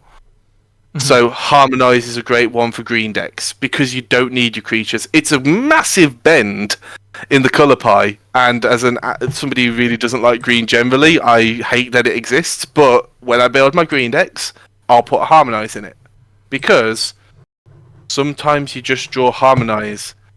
There's nothing else going on, and seeing 3 extra cards is the difference between being in the game and not. 100%. Yeah, I see what you're going with there. Like that idea of like, so I may need to consider the Harmonize as a It's again something to consider. You're in blue and black, so you've got a load of other kind of like read the bones style options. There's new ones. There's really good new ones in black that surveil. Yeah. So they're really good for what you're trying to do. So I look into some of those as well. Blue has its own card draw effects as well. You know, you don't have to lean into something like a Harmonize, but Harmonize is great for if you're playing like Mono Green or Selesnya or Gruul, for example, where a lot of their card draw is tied to what the board state looks like. And sometimes you need to draw cards and somebody's just cast a Damnation. Yeah, 100%. You have to like, I need to get back on the board, so I need to have as many cards in hand as possible to do that. Yeah. So we go into the artifacts now, and this is where I think your list is really interesting, because there are some cards on your list that I didn't consider. Because obviously we've got the staples, we've got the Soul Ring, we've got the Arcane System there. Crystal Skull Isu Spyglass is probably I would say the third most important thing, because it allows me to play historic lands and cast historic cards from the top of my deck. It's a 4 mana rock, but you know what? It's also a legendary, so I can get it back if I lose it, etc., etc. Heroes Podium, obviously, basically Joda for every legendary creature. Like, and then I can reveal legendary creature from the top of my library by paying X and tapping it, put it into my hand, put the rest at the bottom of my library in a random order. But the big ones, obviously, are Lantil, the Great Door, which allows me to draw into Impulse Draw, and then if I can transform it, it allows me to add mana based on the number of permanent cards in my graveyard. There's permanent cards, so that includes lands. And then Relic of Legends. And then my big one is the Animus, but there's also the Celestus in there, because I'm a werewolf boy. That's where I got my start in Magic, really, was like playing werewolves in like original Innistrad, like 60 card formats, like when it was just play 2 spells, there was no day-night cycle, and then obviously they brought that in. So I love the Celestus. It's like one of my favourite cards. It's going to make tracking things a bit annoying, but then I think the Swift Foot Boots as well. I don't know if you want to converse about that, but like the Animus is the big one. So at the beginning of my end step, exile up to 1 target legendary creature from the graveyard, so with a memory counter on it, and then I can tap the Animus, and until your next turn, target legendary creature you control becomes a copy of the target creature card in exile with a memory counter on it. So I can basically turn any legendary I have into any legendary exiled with the Animus. The only problem with this is it's not a May. I have to do this, but I'm willing to do that if I can say keep the Animus up for long enough that it's like I have Muldrotha like on a stick, and I can just turn things into Muldrotha. I can do other things as well, so that's like my thing with the Animus. I want to talk about the Animus, because the Animus is the sort of the core of what you want to do. So you're spot on. You have to exile a legendary creature if there is. No, you don't. Sorry, it is up to. Apologies. It is up to 1 legendary creature, so you're not forced to do it. Oh. Okay. So actually, yeah. I was about to start, so I misread it. I completely misread it, and have done for as long as we've been talking about doing this video. If I'm going to be honest with you. Oh, so have I. And it's my card. I was going to start talking about the importance of having good volumes of self-mill surveil when you're being forced to do it, because then you maintain that fuel without like compromising on things like threshold for Kiora. But because you get the choice, you get to be a little bit more controlled with it. Then you don't really have that tension. What I really do like about it is that it lets you play the game, sort of the game that you want to play, even if Nashi becomes unviable to cast again. A really important thing to sort of consider as part of the deck building process, I think, is if my deck is built around the commander heavily and relies on that effect heavily, am I in the position to pay 5, 7, 9 mana for Nashi, and does it feel good to pay 9 mana for Nashi versus what I could have on versus whatever other things you've got going on? There is for every deck there is a certain threshold where the deck can no longer afford to keep playing its commander, and if your deck is built around that commander, where's your alternate plan? Your alternate plan is the Animus, because the Animus then goes, all those legends that I'm losing through my Animus triggers, I still got access to them because I'm going to have some kind of legend in play because my deck is full of them. Yeah, exactly. So like, it's just like, and when Tory austerity hits, like it does sometimes, like unfortunately, like when the tax man becomes too much, you're gonna have to go for it. So yeah, I think I've misread that card as well. I thought you had to do it as well, which is one of the reasons why I've been like very heavy on like mill, and because like you say, like I need a lot going on in my graveyard, like to make this viable. I need a lot of legendaries to be able to transform, and like I kind of like the fact that almost like in a weird like triangle, Nashi, Lazav, and the Animus all form that like trifecta of like, this is the game plan and this is what we're going to do, so go for it, like sort of thing. The important thing with the Animus is it also plays well with your secret commander in Terval. It still removes things from your graveyard, takes them out of your graveyard. You still get that Terval trigger to make that zombie. Still get that Tormod trigger to make that zombie. Still get that Sir Conrad trigger to ping everybody. Even if, again, Nashi becomes unviable as an option, you've still got some engine going for you. It's some game plan to build yourself around, and then there's the obvious benefits of the fact that Nashi can rebuy the Animus. There is that sort of cyclical nature of the two cards do work well together as well.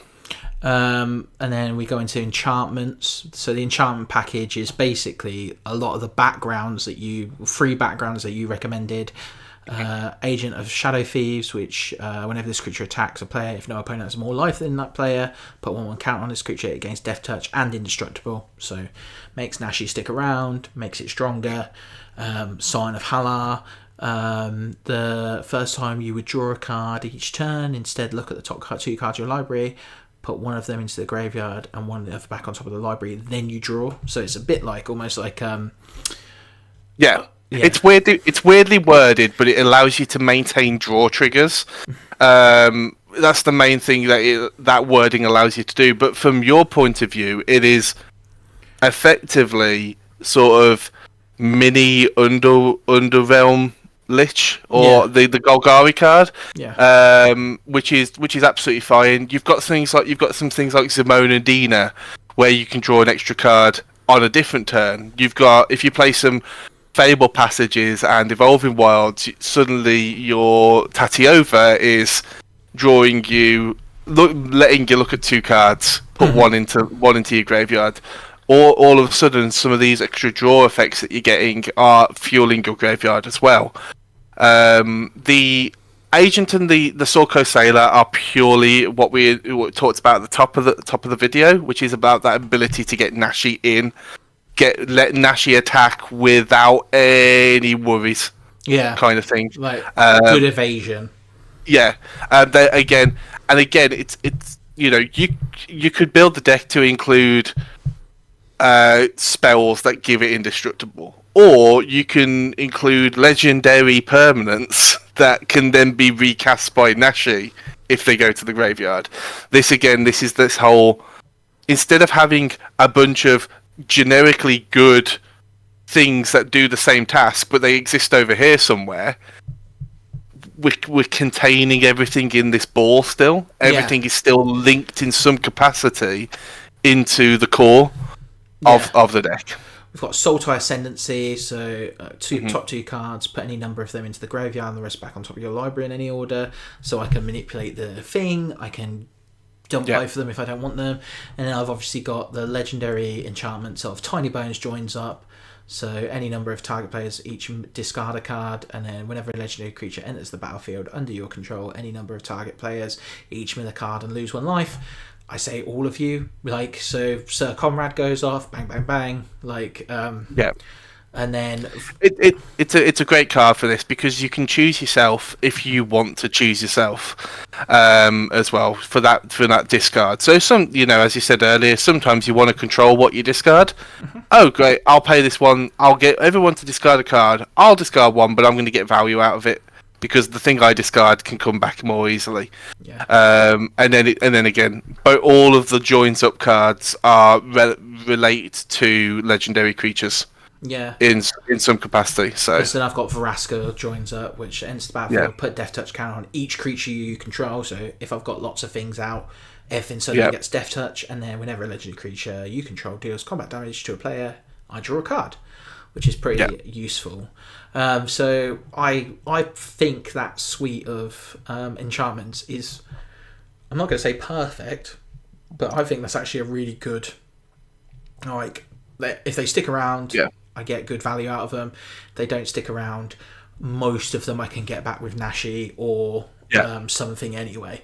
Like Muldrotha, like, allows me to play an enchantment. Like, I on a personal level, I'm of the opinion that like Sultai Ascendancy has sort of dropped off the most out of that cycle of Ascendancies from the original Tarkir block. You still see Team Ascendancy do a really good work, and you still see Jeskai Ascendancy. Good as well. Jeskai Ascendancy is a really good piece for like combo style decks and stuff like that. Sultai Ascendancy again is one of those ones where I think over the course of you playing the deck, it might be one of the first things you consider swapping out for something else. Just because again, it's not whenever you do something, do this. It's at the beginning of your upkeep, and it's the old templating where it doesn't include as it enters, so you don't get something straight away. So you're sort of in this position where you pay. You've got 3 mana. You've got Sultai mana up into you. What are your choices? Sultai Ascendancy or Nashi? You're gonna go Nashi most. You're probably gonna go Nashi. I would say you're probably gonna cast Rutstein or Drana or Honest Rutstein or even Kiora over any of those over the Ascendancy. So again, it's one of those where I think play it because there's a reason for it. It's actually looking at being able to mill 2 is what you want to do. But again, it's not legendary. Is there a legendary thing that does almost this? Because the legendary part of that will take it over and above what Ascendancy does, even if the effect is maybe a little bit less. I do see what you mean there. And then obviously we'll go on to lands, and we'll just go over like some of the utility lands that I think are important. So I think Abstergo Entertainment is a great include. I know it means that you have to exile Abstergo Entertainment as a legendary land, but I get to return 1 Toricus target card from the graveyard to my hand and then exile all graveyard. So it's a bit of graveyard hate for 3 mana and a tap, and I've had colour fixing all the way to this point. I've had a colourless mana. I feel like that's just a really good land to have. I also feel the same sort of way about Eden, Seat of Cocoon from Final Fantasy. It's only it's a town, add a colourless, but for 5 and tap it, you mill 2 cards, then you may sacrifice this land. When you do, return another target permanent card from your graveyard to your hand. This is like later on, like I need to mill, I need to do something. So I'll just push that, like almost like punch in case of emergency glass. I've got the obvious Plaza of Heroes as well for that. For that exile ability, so target legendary creature you gain hexproof and indestructible. Any colour among legendary permanents you control. Add 1 mana of any colour, and then the Grey Havens was a cool one because obviously I'm filling my graveyard, so like being able to tap it for any colour in my graveyard, it's also like a really cool utility based thing. But those are the only like utility lands that I'm like, you know what, 37 lands. I am only just buying into the 38 land hype. I have been a 35 land guy for pretty much the most I've played for the whole time I've played Commander. I've heavily relied on I need Evolving Wilds in my first hand, otherwise I'm in trouble. But yeah, those are my lands. Is there anything that sticks out to you that you're a bit like? So what I would say is this is very clearly budget conscious in terms of the mana base. There's the obvious. We can go into have the conversations about shocks and fetches and etc. etc. And with something like threshold cards having the more ways of putting lands into your graveyard, or can start to open up potentially delirium sort of cards as well. So you can then go, okay, I've got some delirium cards that actually would do quite well here, and adding those kind of fetch lands, shock lands, that extra level of consistency. But even if considering outside of that, you've got access to. They've just printed the new Vernal Fen and the other one from the Precon. So there's a couple of extra relatively cheap Golgari lands that have become available to you. One of them has cycling. What I would say, one of the first things I would do in this deck in terms of if you were going to increase the budget, is look at the 3 channel lands from Kamigawa, being that they're all legendary. The Seiju, Otawara, and Takanuma. They're all legendary. They care about legendary creatures. They get cheaper for having legendary creatures. Takanuma is also mills 3 and returns a creature or planeswalker from your graveyard to your hand. So again, it plays into what you're already trying to do. They're legendary. Nashi can't get them back because Nashi specifically says cast it. But if you with Muldrotha, you channel these things away. You get the spell effect. Then you play it as your land with Muldrotha. They're not, obviously, as we all know, everyone knows Beseiju's expensive. Everyone knows that Otawara's about half the price of that. Takanuma's still a bit pricey, but I think they are really good additions, and they add spell effects to your mana base without starting to add excessive amounts of colourless to your mana base at the same time. Yes, you don't really want to be playing them early, but if you'd rather play your black source Takanuma than another colourless source, and then you can't cast Nashi on turn 3. Yeah, and I was when I was first putting this deck together, I discovered the land Shizo, Death's Storehouse. Shizo's good. Shizo's good because of obviously the fear element as well. Give a target legendary creature fear. Okay. So it's important to note that fear is specifically can't be blocked by creatures except for black and artifact creatures, which is better than intimidate in this scenario because it only allows 2 types of creature to block it. As well. So again, they're legendary things, but you'll have other things in the deck that care about legendary permanence. Crystal Skull, you've talked about that yourself already. You can play your historic lands. Not any land, your historic lands. And if it happens to be a Takanuma, you'd rather be able to play the Takanuma off the top of your library than not be able to play the Swamp. Yeah. And like, I suppose there's also like the Lord of the Rings lands, like the Shire and stuff like that. Yeah. So I don't think the Shire's as good for this one because I have the Shire and it's like scry. Like it's not. It'd be good to be able to play it, but it's not there mechanically to do anything. Yeah, I'm not. I don't think I'd be interested in making foods. I don't think I'd be interested in Riverdale and scrying. I think Barad is a bit too expensive, but like amass X, but only if a creature died this turn. It's something to consider, but again, I think XX black is too expensive. It's not what you want to be doing, as well. But yeah, I think it's definitely one of those where I think the first thing to do when you build at like a budget level, although we didn't say this was explicitly a budget deck, but the mana base is verges towards the more budget end of the mana base spectrum, shall we say.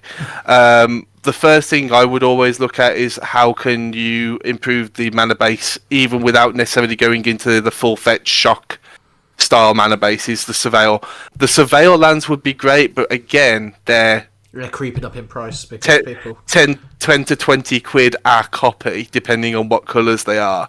They would probably be among the first ones I'd go for because again that surveil is valuable to you, but you can always go. There's always the access to. I know you've got the Innistrad slow lands in here, but the more jewels that you can get there, even on a budget level, the more flexibility you have with the ability to play your utility lands.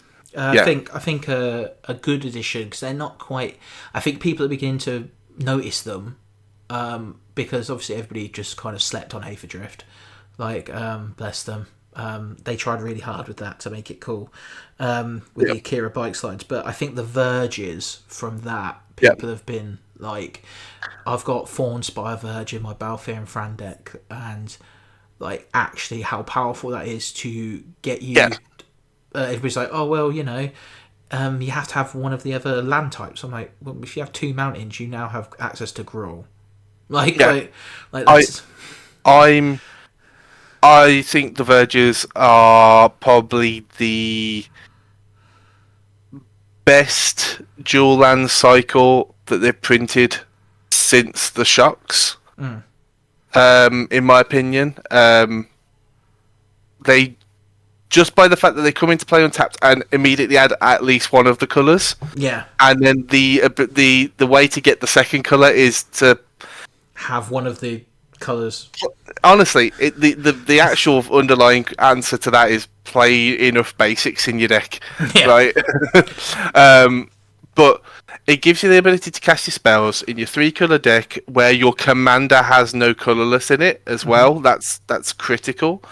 But I think that's the first place I would start look to go for if you were to consider upgrading this deck in terms of monetary value as well. Is the Takenuma lands and Verges.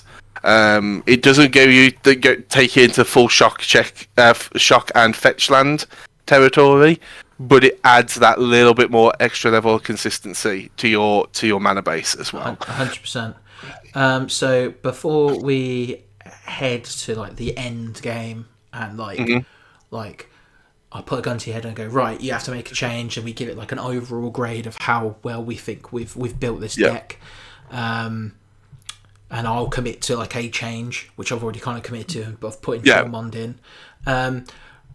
Some of the legendary artifacts that you had in your list were really interesting. So before we like move towards the end, I want to talk to you about that because you had 2 really interesting picks. You had the Lunatic Pandora from Final Fantasy, and you had a card that I genuinely don't. It's not I don't understand it. You had the Ring of the Lucii. Yeah. And I'm like, but why? So if you want to like talk me through those 2 choices, the Lunatic Pandora I get, it's a surveil, like I can load up, and then it's got obviously that destroy, kind of like a universal solvent ability of like then you sacrifice it with 7 to destroy something. But so I get that, but Ring of the Lucii, why Ring of the Lucii? So the Ring of the Lucii is comes back to what I was saying. When I build to a theme like Legendary, I go all in. Mm-hmm. I won't include Solving. I won't include Arcane Signet. I don't include Felwarstone, Mindstone, Commander Sphere, whatever mana rocks you would typically play. You know, you wouldn't see Signets. You wouldn't see Talismans. So, as I said earlier, it's a lot harder when you put that restriction on to produce mana in addition to your lands. There's not that many legendary mana dorks. The few that there are generally better in like mono green than in 3-color decks. And then again, your mana rocks, you're sort of limiting yourself to Mox Amber, which I would normally put into a suggestion like this, but again, Mox Amber is very pricey, and I don't. When I'm sort of discussing inclusions into decks with people, regardless of if they tell me it's budget or not, I generally have like a personal thing where I don't like suggesting anything over £5. Yeah. As an individual card, because I don't know what that individual's budget is, and it's not, unless they want to present that information to me, it's not really something I don't think you should be asking somebody outright, how much can you afford to spend on a card?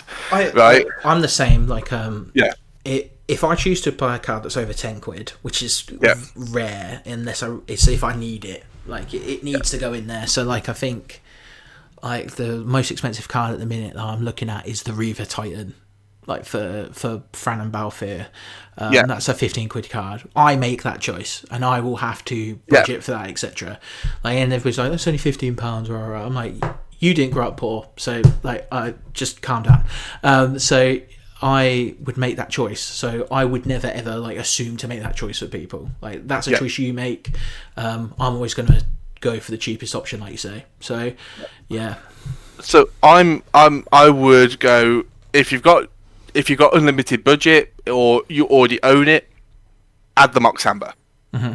You've got enough legendary creatures or planeswalkers in this deck that Mox Amber should generally be producing you mana. It's not great, again, if you've just been Wrath, because you need to be able to follow it with a creature first before it can produce mana again, but it's way better than Ring of Lucii, obviously. There's a reason the Ring of the Lucii is 13 pence, right? But it's a legendary mana rock that has a not great, but just that little bit extra utility if you need it to. It's got so it's 4 mana artifact, colorless. Tap it to add 2 mana, or 1. Is it 1 and tap to tap down a creature? It's 2 mana, tap it, pay 1 life to tap a non-land permanent. Yeah. The fact that it's non-land permanent bumps it up quite significantly, because sometimes some people will have some ridiculous engine artifact, right? Mm-hmm. Imagine forcing them to tap Everflowing Chalice with like 6 counters on it in their upkeep. Take them off 6 mana. I'm probably happy to pay 2 mana in a life and use my mana rock at that point of the game and go, you can't have 6 extra mana. Does Urza's Incubator have to tap to use its ability to like clone stuff? Is that what Urza's Incubator Urza's Incubator is just reducing cost, isn't it? There's something where you have to tap it to like clone stuff, so that's a good example. It's on my suggestions list, not because I think it's better than any of the artifacts you've included, but because it's an option if you choose to go into that everything is legendary mindset. You don't have to, and obviously I'm not saying that it's the correct way of doing it, But it's also one of those cards that if you do make that decision, you will just not remember this card exists. Yeah, and I'm a bit the same with the Lunatic Pandora, because it's 1 mana, but but the surveil effect's actually quite expensive. Like, then they are not great cards. They're not going to break the deck wide open. They're not going to suddenly win you bunches of games by putting them into your deck. They're the kind of cards where when you commit to a theme, by them existing within that theme completes the card in the aggregate, right? There's a better card out there than Lunatic Pandora for surveilling, right? Yeah. But is there a better card for surveilling that is also legendary that also destroys a non-land permanent? Yeah, that is a good point. So you're building the card into the deck in the aggregate by being legendary, by being an enchantment. If you're playing an enchantress deck, you know, a lot of enchantresses decks forego playing like traditional removal spells like Swords to Plowshares or Path to Exile in favour of their Darksteel mutations and things like that. Ultimately, the argument is there to say that Path to Exile, Swords to Plowshares are better removal spells than a Darksteel mutation. But the Darksteel mutation triggers all the Enchantress stuff. Yeah. And therefore has the quality difference between Darksteel mutation and Swords to Plowshares is offset by the synergy that Darksteel mutation has in the deck with everything else that's going on. And that's why when I build towards legendary things, I go all in, because then I know all of my non-land permanents at that point play into this legendary thing, everything that cares about legendary cards being cast. If you cast, let's say, Thran Dynamo. Thran Dynamo produces more mana than Ring of the Lucii. What it doesn't do is it doesn't trigger your Rona to untap. It doesn't... it's not gettable via Nashi. I can't play it off the top of this Crystal Skull. I can't...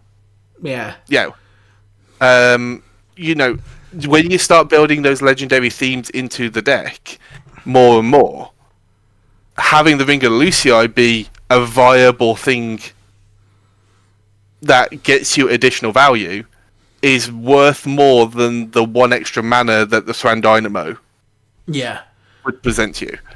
And that's sort of the next steps of the after the deck is built, especially with the Katamari method, is don't throw that thing away at that point. If you replace stuff, it's got to still fit within that thing. Because otherwise, what's the point in spending all the time in the first place putting things in their roles into this ball of cards to then go, okay, that one didn't quite work as I thought it was going to, or it didn't pay off in the way I was expecting it to, so I'm going to replace it. And the card I replace it for just is over there somewhere. It's out the door somewhere. It's got no link to what else you're doing. Why are you doing that? Yeah. I completely get that, and I think that's a really good... That's a really good methodology and theory to craft from. Ultimately, there will be a point in time where you build the deck, and then you go, okay, I need more removal. And you sort of look at the themes and go, it's no skin off my back to play a Swords to Plowshares. It's no skin off my back to play a Beast Within. I'm fine with my removal being very general, very catch-all, very best in slot if it needs, best for cost, whatever you want it to be, right? Like most artifact-based decks will play Dispatch in addition to Swords to Plowshares and Path to Exile. Yeah. Right? Because they get a third one of that effect, right? But you're not going to put Dispatch in the other decks, but you probably would put it in. You probably would put Swords and possibly Path. I know people are going off Path a little bit more nowadays, but I still think that it's a very good removal spell. And ultimately, at some point, you'll build a deck, and if you use the Katamari method, you'll build a deck, and there'll be little gaps here and there. There's no problem filling, 5, 6, 7, 8 spaces with just generally good cards, especially with removal and card draw. Ultimately, you're going to want them, and if the deck has space to do that, take the space. Yeah, right. I completely agree with you. Like, if it's going to do what you need it to do, and it makes other things do what they need to do, like, it's worth the space. And I think and obviously, I think chatting to you through this, it's very, very clear that seems to be a running theme for your is synergy. Like, you have the Katamari method is a synergistic method, and it looks at for those of you who have never played Katamari Damacy, like, you can't just do things. You have to build up this. It's the rolling the snowball down the hill thing, but you do it yourself. So I can't pick up massive things straight away. I have to have got things that are smaller to get those bigger things. I feel like that synergy that you keep talking about and keep referring back to is real, and I've really appreciated hearing that. So that's good. To end off the thing, all right, to end off Decking About, there are 3 things that happen. I'll make a promise to take one piece of advice you've given me, and that piece of advice is I'm definitely going to include Tool Mod into the deck. That's going to be the 100th card. I've already added him on the Moxfield list. I just need to pick him up somewhere. Someone's got to have him. He's an uncommon. He's probably in a LGS somewhere. I have many of them. So to commit it further, I can send you a copy, and I can send you a signed copy if you want. If I probably won't take the signed one off you. If I'd sign it. Oh no! Oh, 100%. That'll do. That'll do. I thought you meant by the person, but yeah. No. Tormod. I'll sign it. Tormod. So then the second thing. So there's 3 things. So we've done the promise. Gun to your head. You've got this 100 cards, and gun to your head, or saving the universe, trolley problem-esque level. You have to change one card. You've got to tell me to get rid of one card, otherwise it's toast, right? What is the one card from this 100, now including the tour mod, that you're going to tell me that needs to come out and I need you to replace it with this? Right. I'm going to refer back to what I was saying about the Delighted Halfling. I would cut the Delighted Halfling by virtue of the fact that it is not legendary, and I would replace it with a copy of 6. As in the tree? The tree folk. Yeah. Okay, so you think getting 6 as a ramp engine, etc., is probably a better... As a mill engine, a way to get lands, and again another less efficient redundancy piece for Muldrotha. Okay, and then the last of our 3 things that we do is we give the deck an overall grade, like a deck builder's, based on your thing. It's currently, according to Moxfield, is a bracket 2 deck. But in your experience, if you were to grade this deck from S being the best, we'll do video game rankings, S being the best, A, B, C, D, E, fail, what are you giving my deck Legendary by Jorge Rivera Herranz, which now has the Cryptic Dingusegg remix, obviously, because you've helped me build it? What are you giving? Do I get plus and minus grades within that? You do get plus and minus grades. Cool. I would put this at a B- at the moment. And what is your thing for? What's your overall comment? Your teacher's grade. As a teacher myself, I love a good EBI. Right. B-. I've never been a teacher, so or at least not a qualified one. Um, a B minus, because there are components of this that I feel work really well, but some areas are a little bit muddled at this time and could use refinement. Awesome, brilliant. So I'm above average. I'm above the C, just, and we'll work on it. And like I say, we'll goldfish it, train it against other people, and then see what happens. Can I just you introduced me at the start as the what was it, the breaker of the brackets? The bane of the bracket system. Bane of the bracket system. I've alluded throughout that this was a bracket 2 deck, not because Addison said I want to build this to be bracket 2. There was never that kind of level of discussion. But as part of my sort of shortlisting of cards, I did look at a few options, including a game changer and some tutoring options that would take it more into bracket 3 with a greater density of those effects that I think are reasonable considerations for Nashi should you want to take it to that level. The first one would be the newly unbanned Gifts Ungiven. Again, you get to play you get that little bit of that actress, which is why I brought actress up at the start of the day.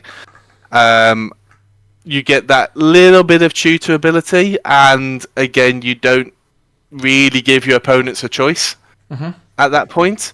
The deck doesn't contain any other game changes at this point in time, and I feel like having one where effectively it's more of just another buried alive style tutor, effectively, should be absolutely fine to play into a bracket 3 game. And then the other one is a more direct tutor called Time of Need. It's a green sorcery, 1 and a green. Search your library for a legendary creature. Put it into your hand. And it's full of legendary creatures, so... Yeah, I think both of those... one game changer, one deck-specific tutor card that can take the deck start taking the deck into the next bracket. Yeah, I'll definitely consider those. I might even put them in like the considering tab on Moxfield, so that I've got them ready to maybe when I'm like, you know what, this is working now, I'm gonna think about moving it up a bracket. I'll have a look at that. Well, thank you so much for being here, dingusegg. I appreciate you being here and you working through this with me, because I am in my deck building arc, but I'm nowhere near I say that Dingus is the bane of the bracket system, not because he doesn't like the bracket system or they don't like the bracket system. It's more like it doesn't matter. Like there are tables still scarred with the fists, the clenched fist prints of people who have I don't understand. I don't understand how we've lost. The biggest thing I found from the bracket system that's benefited me is it's given me a way to describe the disparity between how I build decks and how I play decks. Yeah. So I build what Edison is referring to is there's a number of decks that I play frequently and have worked on for a number of years at this point that are technically classified as bracket 2 decks.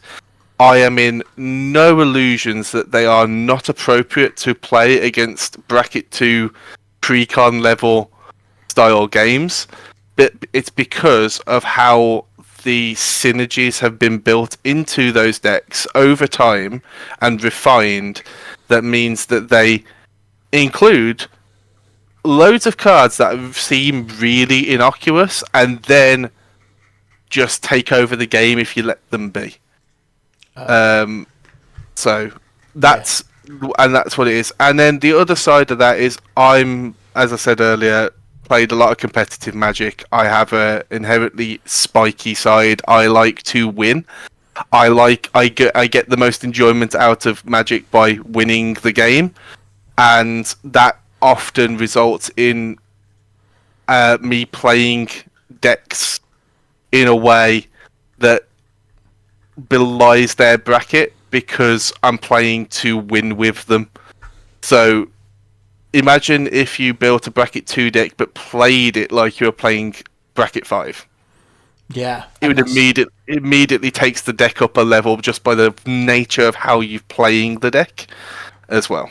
And I think it's your ability to spot synergies that for cards that people, like you say, that people aren't, like, are innocuous because people haven't encountered them, or people don't know them, or they're not played often. You spot those synergies and you go, right, boo.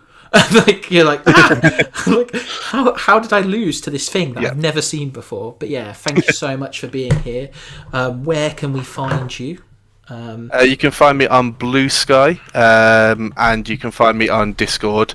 I also have, as I mentioned, a blog, which is at the time of recording, at least, I haven't written properly on for about 5 months. I do intend to get back to it soon. General life happens, and the last thing you want to do at some points is spend 2 hours writing a blog post. Yeah, awesome. Well, obviously, I've been Addison, your furball friend from the UK, and whoever you are, wherever you are, whenever you are, I hope you're safe, hope you're well, and I hope you've enjoyed me and my mates decking around a bit and just having a good time. So hopefully I'll catch you again. We've got some amazing people who have already volunteered to help me build some decks. There does seem to be an edge of competition, so I apologise that you've gone first, but there does seem to be like an edge of competition between some people who are like, I want to see some of the other people and see what they do, yada yada yada. So hopefully eventually we can do something. I'm used to being the arch enemy, you know that. Yeah, so we will see how this goes, but thank you very much for coming, and I'll see you soon. Thank you. Bye.